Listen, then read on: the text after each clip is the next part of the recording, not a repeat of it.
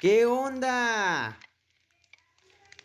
Hoy les voy a enseñar cómo cocinar en una fogata. ¿Se puede cocinar en una fogata? Sí, sí se puede. Y es bastante sencillo.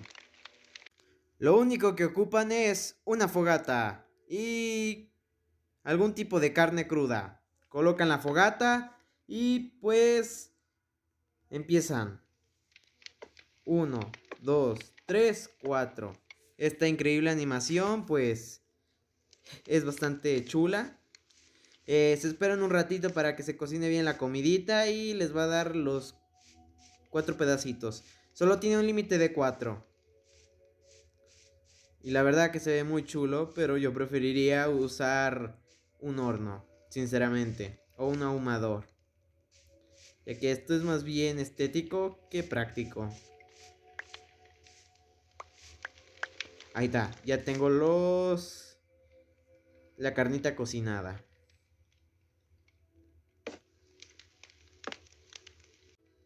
Bueno, pues échenle ganas y bye.